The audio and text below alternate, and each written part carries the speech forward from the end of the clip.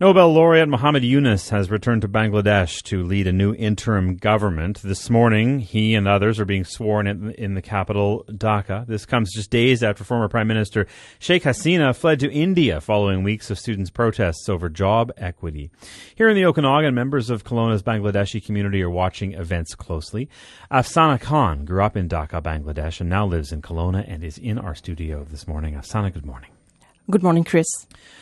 We'll get to Muhammad Yunus in a moment, but I am just curious about your reaction to the previous Prime Minister, Sheikh Hasina, fleeing the country. What do you make of the events?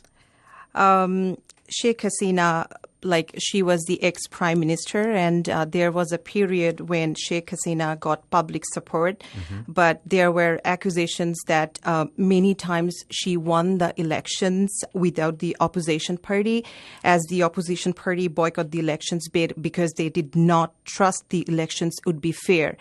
And it's really hard to assess whether you have the public support when there is a ruling government for the last 15 years and without any opposition party.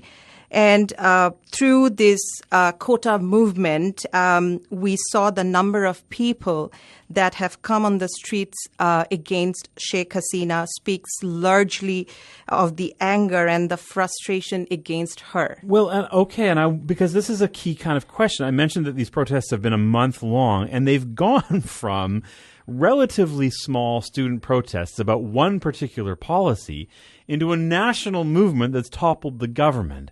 What were the issues that caused that to happen?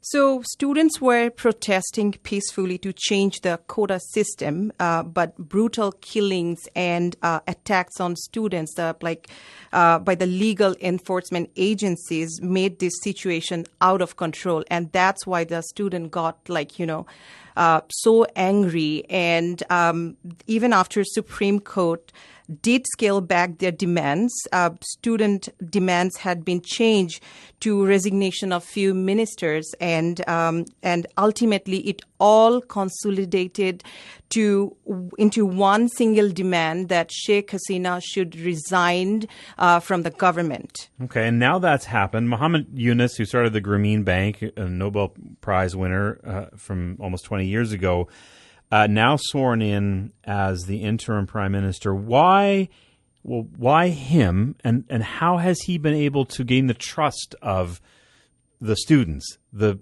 military, the people of Bangladesh? Excellent question. Dr. Muhammad Yunus' name has been proposed by the student leaders. And Dr. Muhammad Yunus, he not only won the Nobel Prize, but also some other prestigious award like presidential award from U.S. And Dr. Muhammad Yunus is a well-respected man, and he was a chancellor in different universities. So he has a very colorful background. It will be a huge challenge for Professor Yunus to rebuild the country. And people think that he will be the right person because he has inspiring leadership. And most importantly, at this moment, people are looking for someone who has unbiased who does not have any political biasness. Like an honest broker, I guess, if you will. Someone who's trusted by all different parts of society. Right, and that's why the students and the people handed over their guardianship to the Nobel laureate, Dr. Muhammad Yunus. And I believe and think that he will form his advisory board to like-minded people who shows the same dream to rebuild the country and contribute for the nation.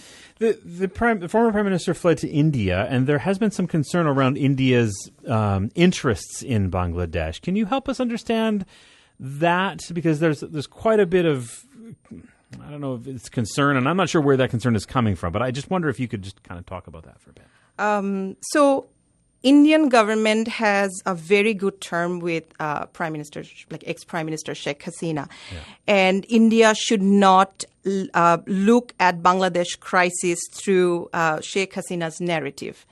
And not only India, but most of the countries in the South Asia and Southeast Asia are interconnected through business relations. And Bangladesh's geographic location between South Asia and Southeast Asia provides a unique opportunity for the country to benefit from greater cross-border business. So if there is a chaotic situation in Bangladesh right now, so definitely it will directly or indirectly impact other countries in South Asia and Southeast Asia. I was watching a few news like that on India Channel, and one of the MP named Sashri Tharoor, he is an MP of Kerala since 2009.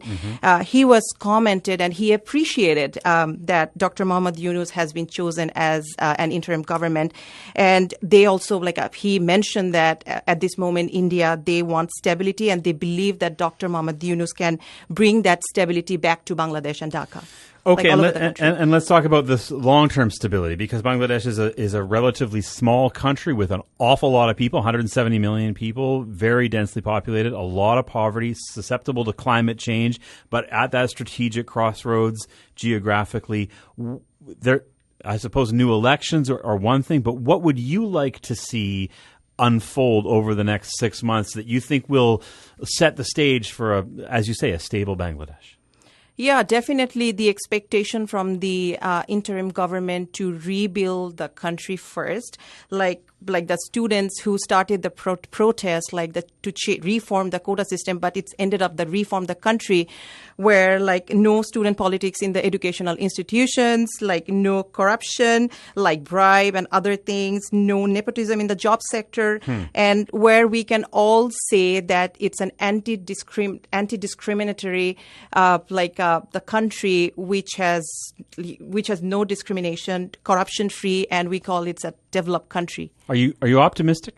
Oh yeah, for sure. You are. Yeah, I am. Yeah. I am, and I know it's challenging. Reform might be difficult, but it's not impossible. It's been really good to talk to you this morning. Thanks very much. You're welcome, Chris. Afsana Khan is a Kelowna resident from Bangladesh. You're listening to CBC Radio 1, 720 Pacific Time. You're listening to us in Vernon at 106.5 FM.